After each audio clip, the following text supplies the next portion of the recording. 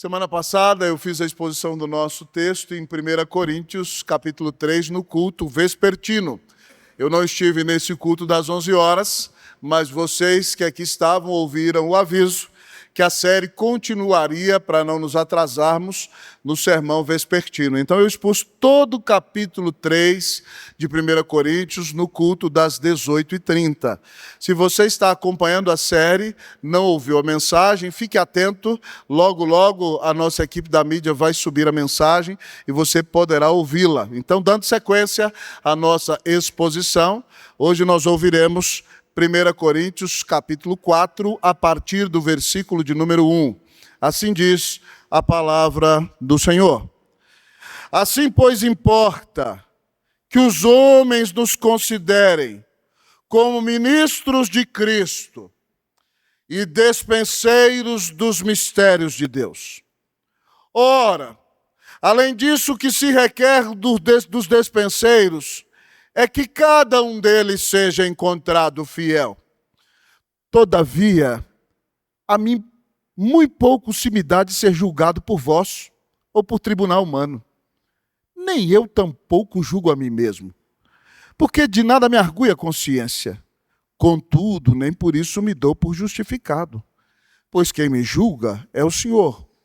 Portanto, nada julgueis antes do tempo, até que venha o Senhor, o qual não somente trará à plena luz as coisas ocultas das trevas, mas também manifestará os desígnios dos corações, e então cada um receberá o seu louvor da parte de Deus. Estas coisas, irmãos, apliquei-as figuradamente a mim mesmo e a Apolo, por vossa causa, para que por nosso exemplo aprendais isto: não ultrapasseis o que está escrito, a fim de que ninguém se ensoberbeça a favor de um e em detrimento do outro. Pois quem é que te faz sobressair? E que tens tu que não o tenhas recebido? E se o recebeste, por que te vanglorias como se o não tiveras recebido? Já estais fartos, já estais ricos, chegastes a reinar sem nós. Sim, tomara reinasseis, para que também nós viéssemos a reinar convosco. Porque a mim me parece que Deus nos pôs a nós, os apóstolos, em último lugar, como se fôssemos condenados à morte, porque nos tornamos espetáculo ao mundo, tanto a anjos como a homens. Nós somos loucos por causa de Cristo, e vós, sábios em Cristo. Nós somos fracos e vós fortes, vós nobres e nós desprezíveis. Até a presente hora sofremos fome, sede e nudez, e somos esbofeteados e não temos morada certa, e nos afadigamos trabalhando com as nossas próprias mãos. Quando somos injuriados, bendizemos, quando perseguidos, suportamos, quando caluniados, procuramos conciliação. Até agora temos chegado a ser considerados lixo do mundo, escória de todos. Senhor,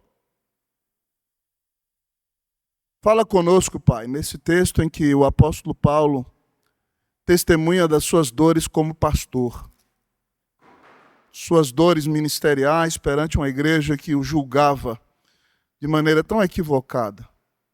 Ó Deus, ó Pai, que nesse texto nós entendamos um pouquinho, Deus, ó Pai, sobre o coração de quem pastoreia a igreja, da liderança, e que o Senhor nos dê um coração humilde para que nós nos relacionemos com as ovelhas e com os nossos líderes conforme nos ensina as Escrituras.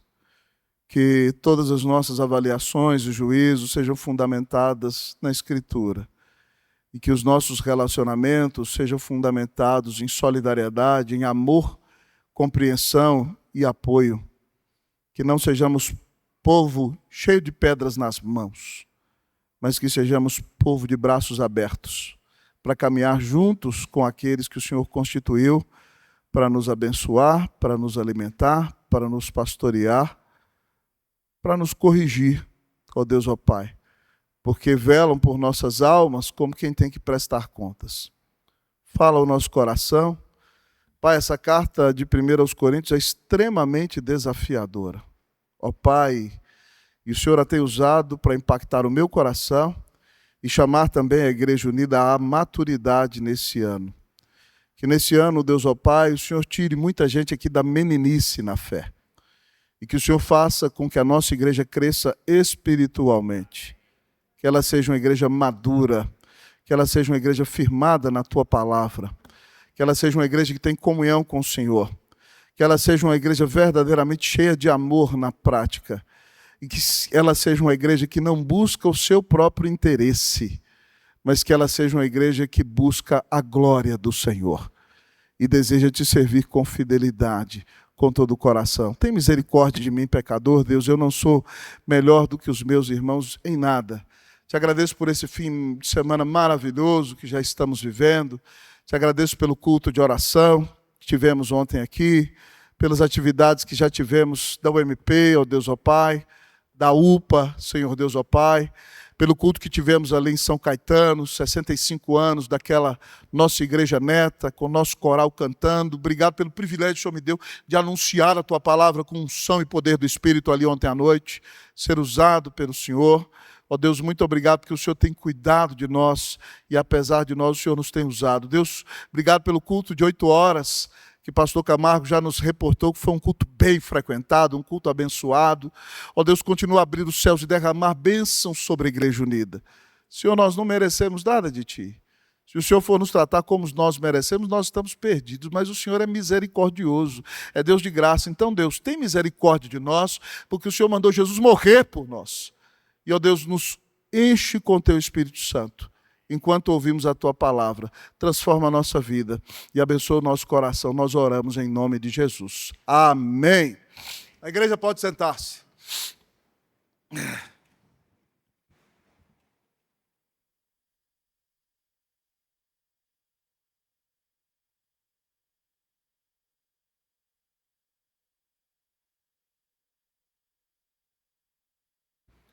Divisão na igreja é coisa séria. Divisão na igreja é coisa séria. No nosso capítulo, o apóstolo Paulo ainda está confrontando a igreja de Corinto por causa das divisões que ela enfrenta ao redor de nomes como de Paulo, Apolo, Pedro e até um pretenso grupo que se acha melhor do que o outro, dizendo que segue a Cristo e não respeita a liderança alguma. No sermão do domingo passado, irmãos, em que eu expus todo o capítulo 3 de 1 Coríntios, o nosso tema foi uma igreja imatura.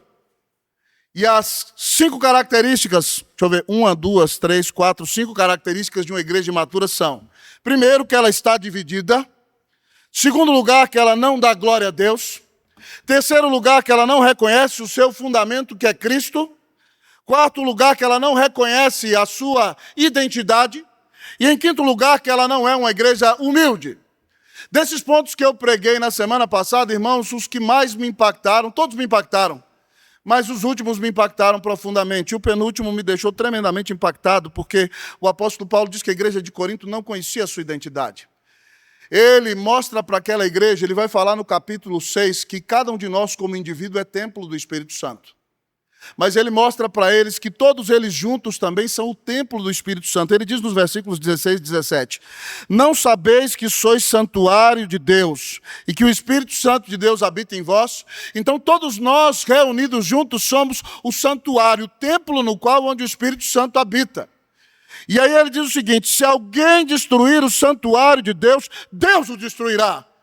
Paulo está dizendo o seguinte: se alguém criar divisão na igreja, Deus vai se levantar contra essa pessoa e vai discipliná-la.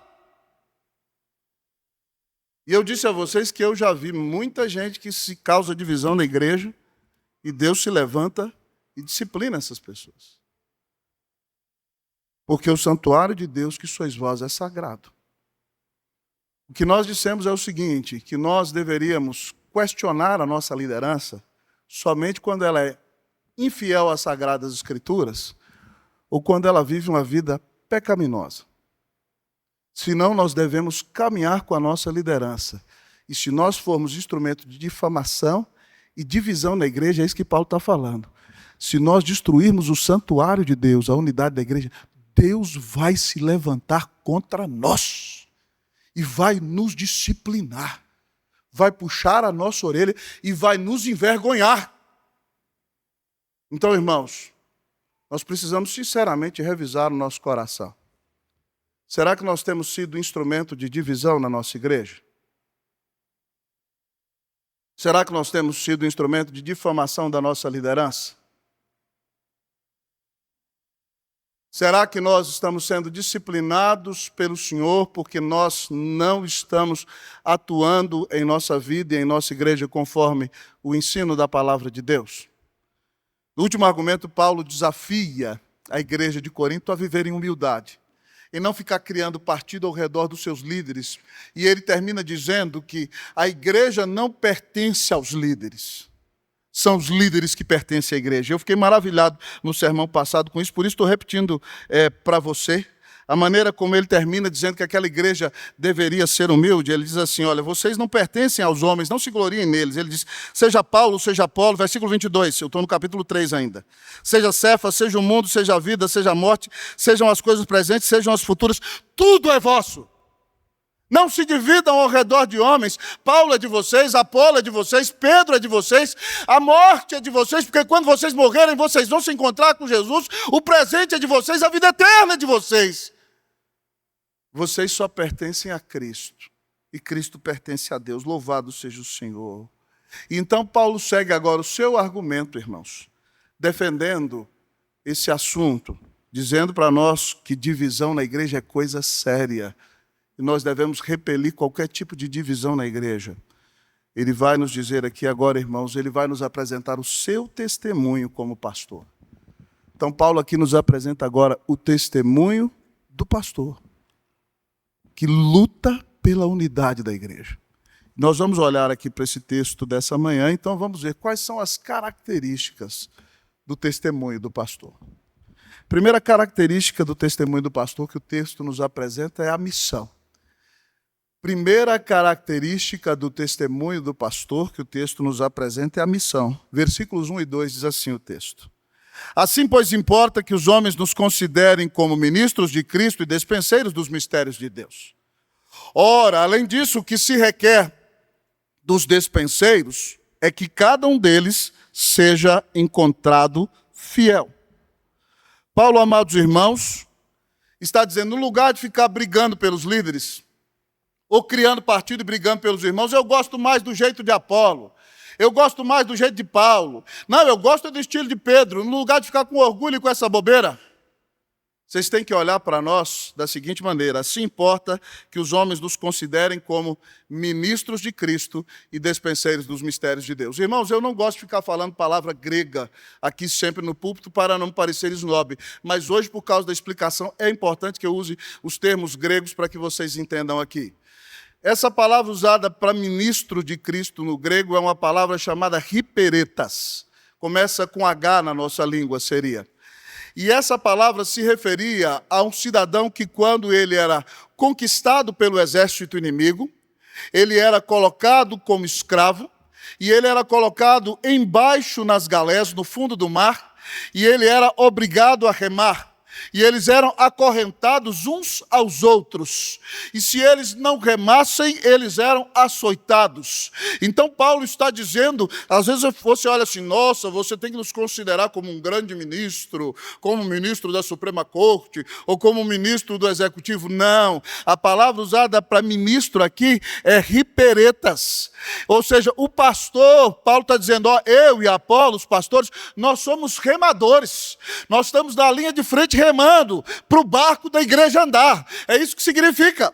Mas a outra palavra que ele usa aqui, vocês têm que nos considerar, então, como aqueles que estão remando. A liderança está remando para a igreja avançar. Mas, além disso, ele diz, vocês têm que nos considerar como despenseiros dos mistérios de Deus. E a palavra usada para despenseiros aqui no grego, irmãos, é oikonomos. De onde vem a nossa palavra economia? Oikos no grego é casa, e nomos é lei. Oikosnomia, lei da casa. Oikonomos, irmão, é um administrador. é um mordomo. Paulo está dizendo que nós, pastores, somos mordomos dos mistérios de Deus. O que significa? Deus nos confiou a sua palavra. E nós somos os mordomos que cuidam da dieta dos filhos de Deus. Então Deus entrega para nós a chave da despensa e diz assim: vocês vão cuidar da dieta dos meus filhos. Se a gente só der ovo e salsicha para vocês, vocês vão ficar desnutridos. Nós temos que dar todo tipo de alimento para vocês. Então um pastor tem que ser alguém que abre a despensa de Deus e prepara uma dieta séria e equilibrada para que o povo de Deus seja corretamente alimentado. Oicônomos são dispenseiros dos mistérios. Os mistérios é a revelação.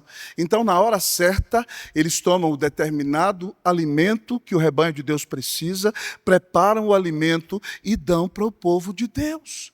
Essa é a função do pastor, remar para que a igreja avance e preparar a comida certa. Ah, irmãos, tem menino que só gosta de comer miojo.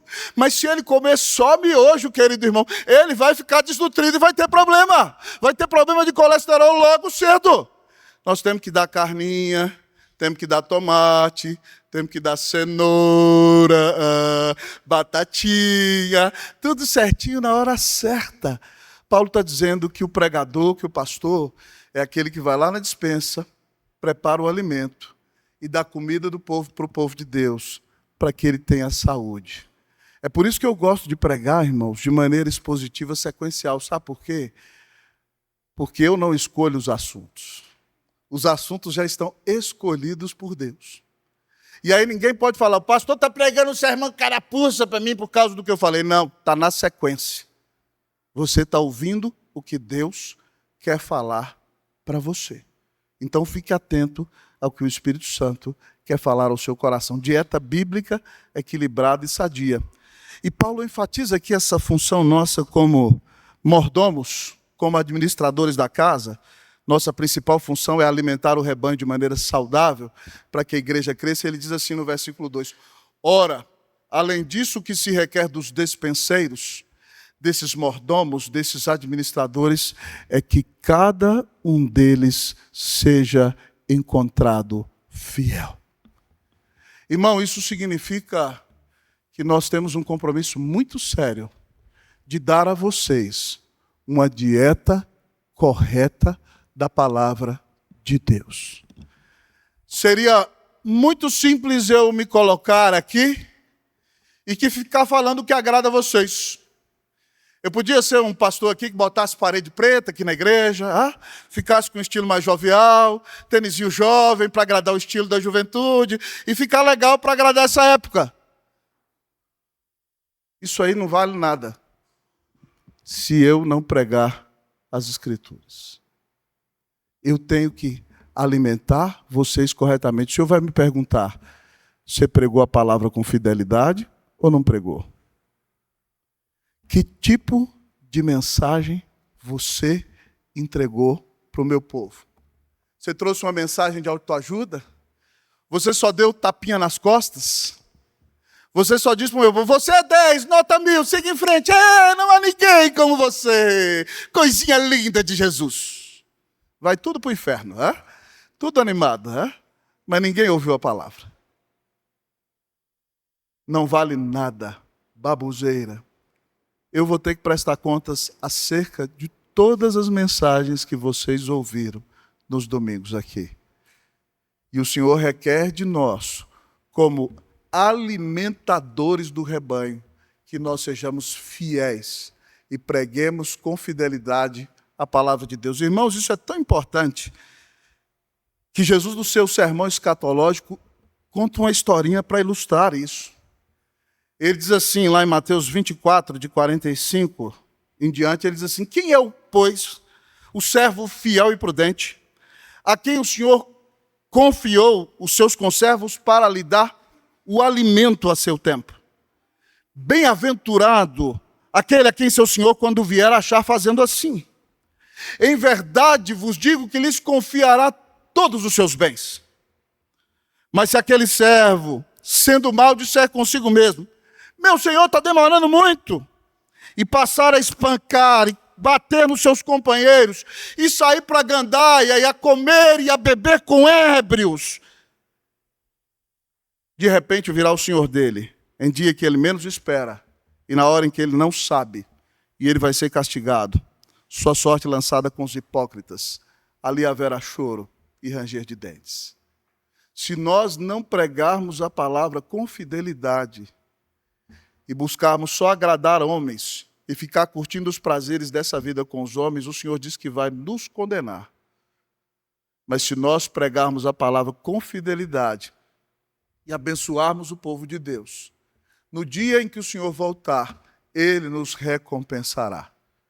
O testemunho do pastor, irmãos, tem que ser esse testemunho de quem conhece a sua missão. Então eu gostaria de dizer a você que se você tem pastores fiéis que te alimentam com a palavra de Deus, a primeira coisa que você deveria fazer é agradecer ao Senhor por esses pastores.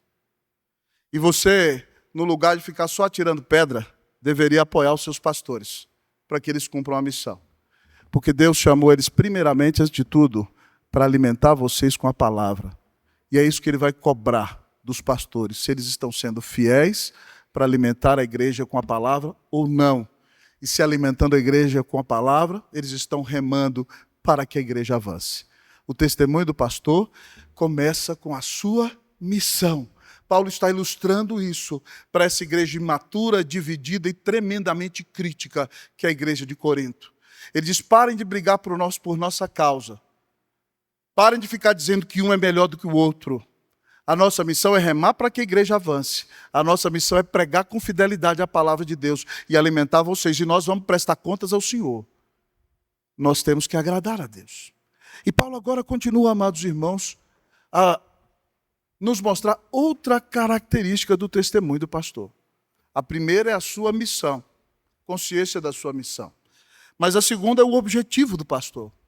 Qual é o objetivo dele como pastor da igreja de Corinto? Ele conta para nós os versículos 3 e 4. Fique atento comigo, versículos 3 e 4.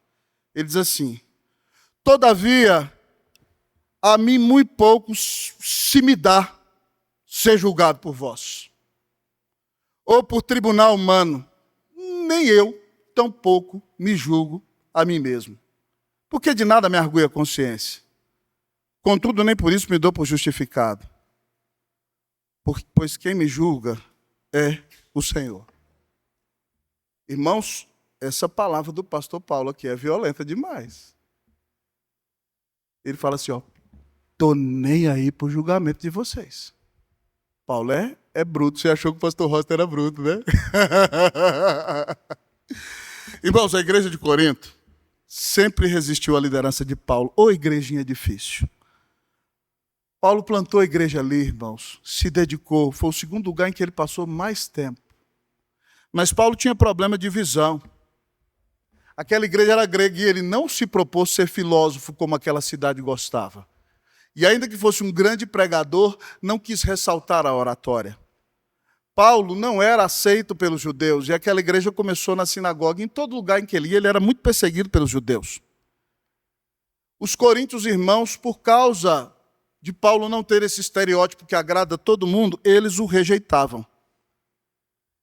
E a própria criação dos partidos na igreja, dizendo, eu sou de Paulo, eu sou de Pedro, eu sou de Cristo, era para dizer assim, nós não queremos Paulo!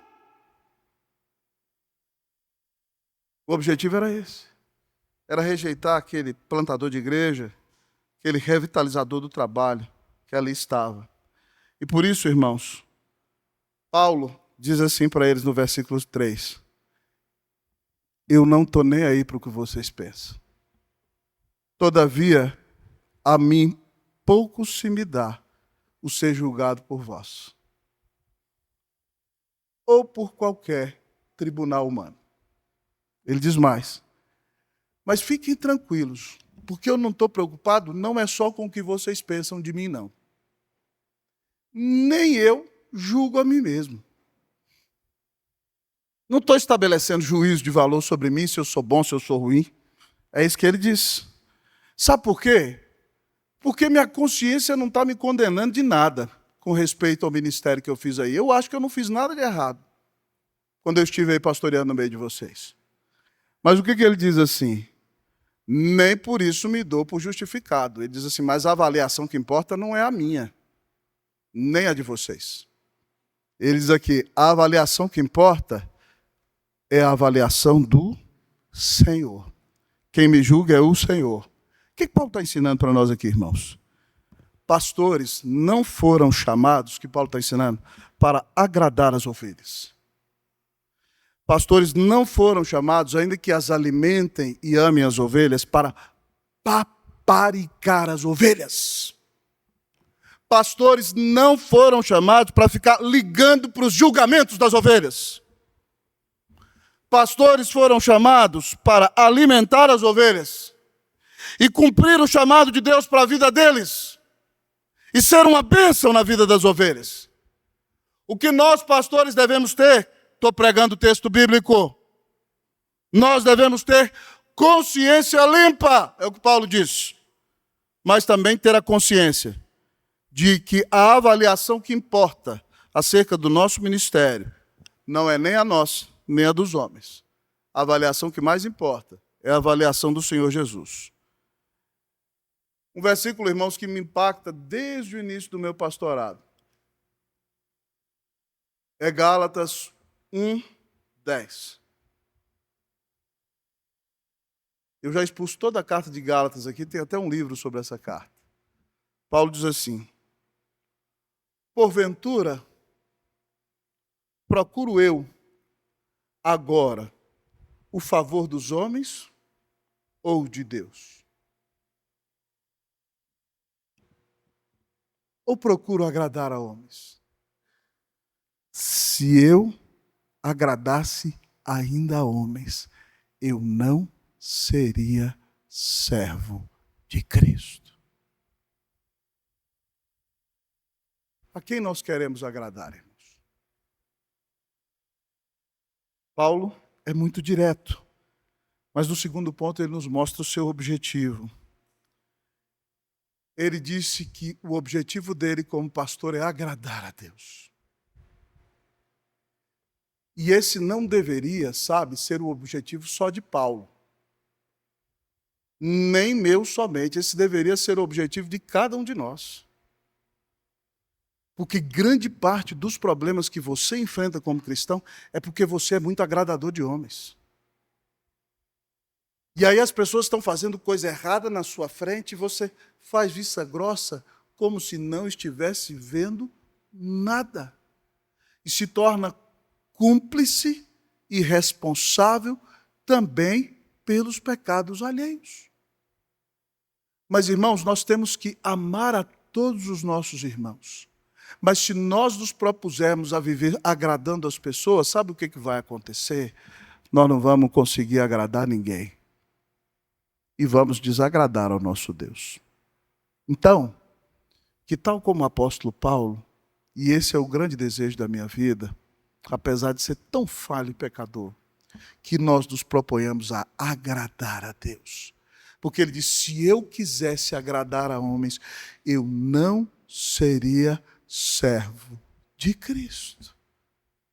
É claro que quando nós nos propomos a agradar a Deus, nós vemos portas se fechando para nós. Sim. Pessoas nos mostram que coisas não dão certo para nós porque nós não estamos agradando a homens, não importa. O nosso auditório é de um só. A nossa recompensa não está neste mundo. Então, pare de querer viver agradando a homens. Pare de ser politicamente correto. E viva para a glória de Deus. Porque foi o Senhor que nos amou e deu a vida na cruz para nos salvar. A igreja não pode viver dividida. O testemunho do pastor Paulo tem como primeira característica, como vimos nessa manhã, que a nossa missão como pastores é ser servos para que a igreja avance alimentando com fidelidade a igreja. E o nosso objetivo deve ser agradar a Deus sobre todas as coisas. Mas o apóstolo Paulo tem mais para nós dessa manhã, irmãos. E talvez você me pergunte nessa manhã, pastor, qual é então a terceira característica do testemunho do pastor? A terceira característica do testemunho do pastor aqui em 1 Coríntios 4 é uma advertência. Então a primeira característica é a missão. A segunda, qual é? o objetivo. Então, a primeira qual é? Missão. Segunda, o objetivo. Missão, alimentar o rebanho. Objetivo, agradar a Deus. Terceiro, a advertência. Paulo dá uma advertência para aqueles irmãos, versículos 5 e 6. Vamos ler versículos 5 e 6? Vamos todos comigo, todos juntos, vamos lá? Portanto, nada julgueis antes do tempo, até que venha o Senhor, o qual não somente trará à plena luz as coisas ocultas das trevas, mas também manifestará os desígnios dos corações, e então cada um receberá o seu louvor da parte de Deus. O que Paulo está dizendo aqui? Pastor, nós não podemos julgar nada? Não é isso que Paulo está dizendo. Sabe por quê, meus irmãos? Porque nós todos sabemos que a Bíblia nos ensina, por exemplo, a julgar condutas pecaminosas. Se nós vemos alguma liderança cometendo qualquer tipo de erro contrário à palavra de Deus, nós não devemos nos submeter a esses erros. As Escrituras também nos ensinam a julgarmos questões doutrinárias. Nós não devemos nos submeter a posturas heréticas. Se alguém falar alguma heresia ou qualquer coisa contrária à palavra de Deus, nós temos a obrigação de rejeitar. Tanto é que quando você vem aqui e se torna membro da igreja, você promete respeitar as autoridades da igreja enquanto estas permanecerem fiéis às sagradas escrituras. Isso envolve o ensino bíblico e o testemunho da vida dessas autoridades. Então, o que Paulo está dizendo aqui? O que ele está dizendo quando ele diz aqui, portanto, nada julgueis antes do tempo? Paulo está dizendo aqui, irmãos, que nós devemos ter cuidado em julgar as motivações, as falas e os pensamentos das pessoas que estão ao nosso redor, inclusive dos nossos pastores. Ele diz, portanto, nada julgueis antes do tempo. Ele diz, tome cuidado. Pare de dizer que Apolo é melhor do que Paulo, que Paulo é melhor do que Apolo. Cuidado com esses juízos ruins acerca da motivação de cada um, de dizer que Paulo é menos apóstolo, que as motivações estão erradas. Ele diz assim, sabe por quê? Porque o Senhor vai voltar. E quando o Senhor voltar, ele vai dizer o seguinte, ele vai trazer à luz todas as coisas, o qual não somente, olhe para a Bíblia aí, trará à plena luz as coisas ocultas das trevas, mas também manifestará os desígnios dos corações. Então, o que Paulo está dizendo aqui, amados irmãos, é que nós devemos julgar, sim, condutas pecaminosas e heréticas, mas temos que tomar cuidado e ficar julgando as motivações e intenções das pessoas que estão ao nosso lado. Porque nós não podemos ler o que vai no íntimo das pessoas. Jesus diz que pelo fruto você conhece a árvore. A árvore boa não pode dar fruto ruim. E a árvore má não pode dar fruto bom. Pelo fruto você conhece. Então a gente está autorizado a julgar fruto. Motivação, intenção do coração, você não pode julgar. Só quem conhece a motivação e intenção do coração de cada um é o Senhor. Podemos observar o trabalho, mas a motivação do coração só Deus tem acesso. O que Paulo está dizendo é que Deus vai trazer à luz estas motivações. Vai manifestar qual era a motivação de cada um. E é legal aqui que, se você olhar comigo, o versículo de número 5 diz assim, até que venha o Senhor. Quando o Senhor Jesus voltar, é isso que ele está dizendo, ele trará à luz tudo que está oculto nas trevas. Todas as coisas escondidas, erradas, aí ele vai trazer à luz, mas também os desígnios dos corações, a motivação do coração de cada um de nós, Jesus vai mostrar. Quem fez a obra para a glória dele, quem fez a obra com outros interesses, ele vai trazer tudo à luz. Mas é quando ele voltar, nós não temos condição de adiantar isso. E aí ele diz o seguinte, e então cada um receberá o seu louvor da parte de Deus. Ele está dizendo, irmãos, parem de dizer que Apolo é melhor do que Paulo. Que Paulo é melhor do que Apolo. Sabe por quê? que cada um faz a obra com a motivação melhor do que o outro, porque a gente não conhece o coração das pessoas. A gente conhece o testemunho da vida e os ensinos corretos. Você não sabe se a motivação de Paulo é melhor do que a de Apolo, e se a motivação de Paulo e Apolo são melhor do que a de Pedro. Quem vai manifestar isso é o Senhor. No dia em que ele voltar, ele vai trazer tudo que estava escondido, e até as coisas das trevas à luz, e vai revelar a motivação dos corações. E quando ele revelar a motivação dos corações, ele diz aqui, cada um receberá o seu louvor da parte de Deus. Irmãos, é maravilhoso isso, sabe por quê? Porque muitas vezes você faz a obra de Deus, você se arrebenta na obra de Deus. E ninguém te aperta a mão e fala muito obrigado.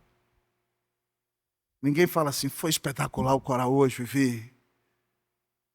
Ninguém te dá uma palavra de encorajamento. Pedras na mão o tempo todo. Mas nós não devemos nos preocupar com isso. Porque nós não estamos atrás de aplauso da multidão. Multidão é traiçoeira. Domingo ela é capaz de gritar, Hosana, bendito que veio em nome do Senhor, Hosana ao filho de Davi. Sexta de manhã os sacerdotes reúnem, querem pegar o Cristo, a mesma multidão grita, crucifica, crucifica, crucifica, crucifica, crucifica. A opinião da multidão não vale nada. Sabe de quem vale a opinião? Daquele que vai voltar um dia. E quando a gente comparecer diante dele, nós vamos falar, Senhor, apesar da minha infidelidade, 2 talentos me confiaste, Senhor.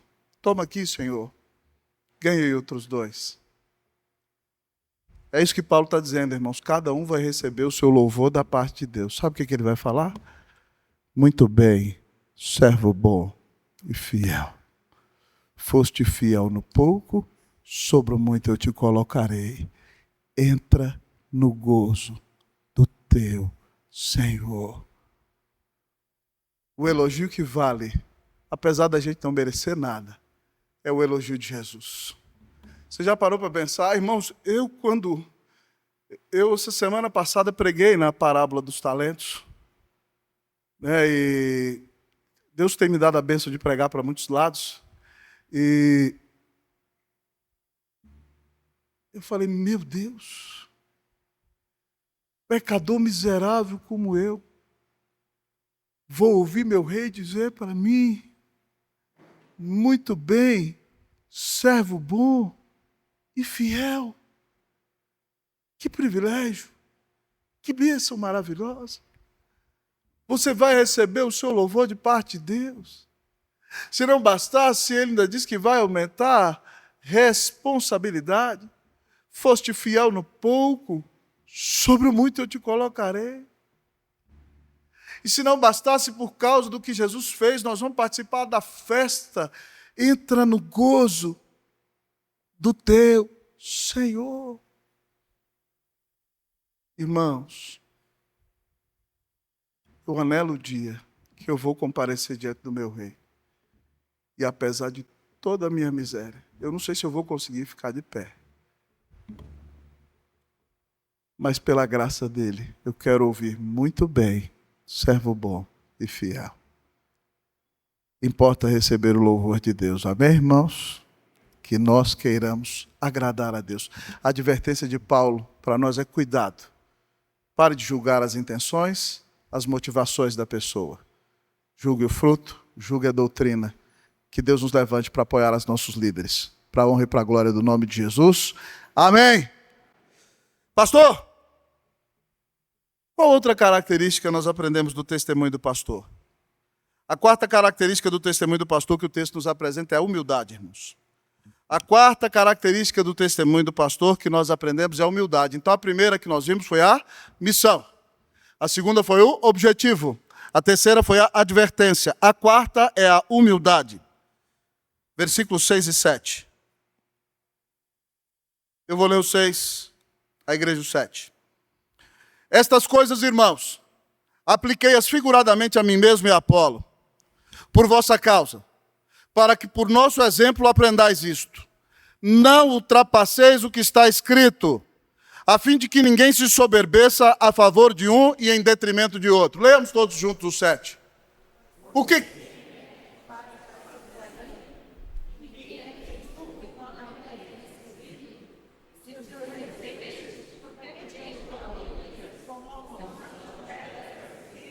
Louvado seja Deus. Quarta característica do testemunho do pastor que tem que estar presente em nossa vida é a humildade. Paulo conta para nós, irmãos, que ele aplicou essas coisas figuradamente a ele mesmo e a Apolo. Que coisas são essas? Paulo é um grande pregador, irmão. Ele pinta quadros, ele fala que não lançou mão de retórica, mas isso é humildade diante de nós. Olha para você ver, ele diz, olha, nós somos remadores, é uma ilustração, você vê todo mundo remando ali, ó. Essa é a ilustração. Nós somos dispenseiros, ele coloca o pastor indo lá na dispensa, pegando a carne, pegando o ovo, pegando o arroz, preparando a comida, entregando na boca do povo. Ele diz assim, olha, eu contei essas ilustrações aqui do remador e do dispenseiro, do que prepara comida e alimenta o povo. Aqui, estas coisas apliquei figuradamente a mim mesmo e a Apolo. Por quê? Para que, por vossa causa, para que por nosso exemplo, aprendais isso. Ei, eu e Apolo não estamos brigando, não. É isso que ele está falando. Nós estamos trabalhando em unidade. Nós estamos cooperando uns com os outros. Nós vivemos em humildade. E aí ele fala para eles, não ultrapasseis o que está escrito, irmãos. Fiquem firmes na palavra. Não exijam de nós nada além do que está na palavra. E não se comportem de uma forma contrária à palavra. Não ultrapasseis o que está escrito. Ele diz aqui, a fim de que ninguém se ensoberbeça a favor de um e em detrimento de outro. Ei, eu e Apolo não estamos brigando. Pare de usar a mim e a Apolo para ficar brigando uns com os outros. Eu usei essas coisas para que vocês entendam. Nós só somos remadores. Nós só somos os cozinheiros, os administradores da despensa que preparam a comida e cuidam de vocês. Nós estamos trabalhando para o Senhor. Então pare de dizer, eu sou de Apolo, eu sou de Paulo, nós todos somos um só. Estamos servindo a Jesus e abençoando vocês. Ninguém é melhor um do que o outro. Então pare de usar os pastores para dividir a igreja. A igreja de Corinto estava muito dividida, irmãos. Por isso Paulo está batendo firme. Ele diz assim, andem em humildade. É isso que ele está dizendo aqui. Não se ensoberbeça cada um em detrimento de um e de outro. E aí ele diz um versículo que eu tenho como princípio para a minha vida. E eu repito esse versículo muito, você já deve ter me ouvido repeti-lo, que é 1 Coríntios 4:7. Quem é que te faz sobressair? Se nós temos algum destaque na obra de Deus, irmão, se nós nos destacamos fazendo alguma coisa, quem fez com que nós nos destacássemos foi o Senhor. Ele diz assim, olha, 3 perguntas fatais, é como se Paulo botasse toda a igreja de Corinto no muro, assim, ele está no inquérito. Quem é que te faz sobressair? É o Senhor. Que tens tu que não tenhas recebido? Você escolheu nascer? Você escolheu nascer na família onde nasceu? Você escolheu a cor da sua pele? Você escolheu a cor dos seus olhos? Você acha que eu escolhi ser careca, cabeção? Não!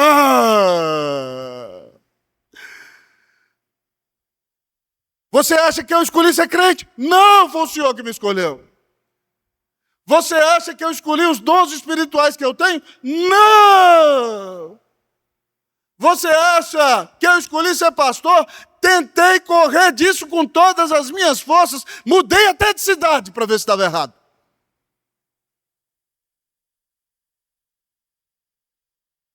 Tudo vem de Deus, irmão. Você acha que eu casaria com uma baixinha linda, espetacular daquela ali, se não fosse a graça de Deus? Fala sério. Hã? É Jesus, irmão. Hã? Tudo é graça. Que tens tu que não tenhas recebido? Então, se a bênção vem de Deus, é Deus que nos levanta. E se tudo que nós temos, os nossos dons, os nossos talentos, as nossas habilidades adquiridas e até os ministérios onde trabalhamos, o desenvolvimento, o crescimento, o cliente que você tem lá na empresa, é Deus que manda! A venda que você faz. Tem alguma coisa da qual você tem que se orgulhar? Por que te vanglorias como se o não tivera recebido? Seja humilde. Deixe de ser soberbo. Se coisas boas têm acontecido na sua vida, é única e exclusivamente por causa da graça de Jesus. Irmãos, nós não temos nada por que nos ensoberbecermos. Ao ouvir Paulo pregando para nós essa manhã, eu me lembro de Pedro que disse: humilhai-vos, portanto, sob a poderosa mão de Deus, para que ele, em tempo oportuno, vos exalte, lançando sobre ele toda a vossa ansiedade, porque ele tem cuidado de vós. Nós não podemos nos orgulhar de nada. Certa vez, irmãos, eu disse isso no domingo passado à noite. Eu vi um pastor que Deus estava abençoando muito, e onde ele colocava a mão, Deus multiplicava. De repente, ele começava a dizer: esses pastores do presbitério aqui são tudo um bando de vagabundo, tudo um bando de preguiçoso, ninguém quer fazer nada. Ele não entendeu o que era graça. Então o Senhor teve que colocar a mão sobre a vida dele, expor alguns dos erros dele e humilhá-lo, para ele entender que a bênção ter caído sobre o ministério dele não é porque ele era melhor do que os outros. Era pura graça do Senhor. Se você está sobressaindo, é graça do Senhor. Se você tem recebido muitas bênçãos, é graça do Senhor. Não se vanglorie, dê toda glória ao Senhor.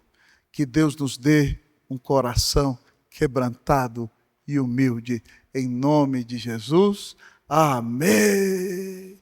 Jesus diz: aprendei de mim, que sou manso e humilde de coração, e achareis descanso para a vossa alma. Que Deus nos livre da soberba e do orgulho. Amém, meus irmãos? A soberba precede a ruína, a altivez de espírito a queda. Que nós botemos a cara no pó e digamos: Senhor, dá-me um coração quebrantado e humilde, parecido com o coração do Senhor Jesus. Louvado seja Deus. Que testemunho impactante o apóstolo Paulo nos dá. Testemunhos, irmãos, são para nos incentivarem a caminharmos corretamente, vendo as bênçãos de Deus derramadas sobre a vida de outras pessoas. Você, meu querido amigo e irmão, tem cumprido a missão de Deus para a sua vida? Você tem como objetivo agradar somente a Deus? Você não é alguém que só fica julgando as motivações das pessoas, mas incentiva as pessoas no trabalho de Deus? Nós poderíamos dizer que a humildade de Jesus é uma das suas características? Você se parece com o Senhor Jesus em humildade?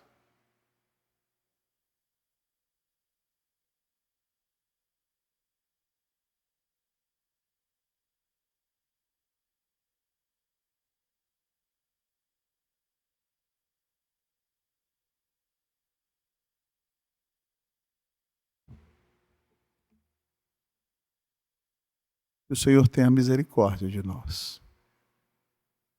Pastor, qual é então a última característica do testemunho do pastor? A última característica do testemunho do pastor que o nosso texto nos apresenta é o sofrimento. A última característica do testemunho do pastor que o nosso texto nos apresenta é o sofrimento. Paulo, irmãos, foi muito rejeitado pela igreja de Corinto. Ela foi muito ingrata com aquele pastor plantador daquela igreja. E Paulo agora lança mão de uma ironia mordaz com eles, no seu argumento a partir do versículo 8. Parece que ele está quase zombando da cara deles. Mas ele vai mostrar como ele e sua equipe, seus colegas apóstolos, e aí Apolo não entra nesse processo, porque Apolo não era apóstolo. Apolo era um pregador, um mestre, um pastor como eu e você, e pastor como Paulo também. Um mestre da igreja, como nós que ensinamos e expomos as Escrituras, mas Apolo não era apóstolo. E Paulo vai falar aqui o seguinte: já estáis fartos. Os coríntios só estão atirando pedra em Paulo, criticando, atacando Paulo. Ele está falando, vocês são bons demais, olha a ironia dele. Já estáis fartos, vocês já são ricos, chegastes a reinar sem nós. Alguns em Corinto, como eles falam muitas línguas, têm muitos dons, estão achando que o reino de Deus já até chegou lá. Aí ele fala, sim, tomara reinasseis, para que também nós viéssemos a reinar convosco. E aí ele vai falar, depois de usar essa ironia para envergonhá-los, acordem! Ele diz assim, porque a mim me parece que Deus nos pôs a nós, os apóstolos, em último lugar. Engraçado que os apóstolos lançaram o fundamento da igreja, mas Paulo está dizendo, nós somos os últimos. Como se fôssemos condenados à morte. Irmãos, pasmem comigo, somente um dos apóstolos de Jesus não morreu como mártir. Todos os outros apóstolos de Jesus e Paulo foram assassinados porque pregaram o evangelho. Então, isso que Paulo está profetizando aqui, já tinha acontecido na vida de Tiago, irmão de Jesus, irmão de João. Mas todos os apóstolos de Jesus, exceto João, o evangelista, todos foram assassinados. Pedro foi crucificado de cabeça para baixo em Roma. Paulo teve a sua cabeça cortada em Roma. André foi crucificado na Grécia. Queridos irmãos, Marcos foi assassinado na Índia. Só João, irmãos, que foi colocado numa panela na ilha de Patmos, mas não morreu, ficou até velhinho. Então os apóstolos foram condenados à morte. Paulo está falando que quem está na linha de frente da obra de Deus vai sofrer. Ele diz aqui, porque nós nos tornamos, isso aqui se aplica aos apóstolos, aos pastores e toda a liderança, espetáculo ao mundo, tanto a anjos como a homens. Olha a figura de Paulo. A palavra usada para espetáculo no grego aqui, irmãos, é teatron.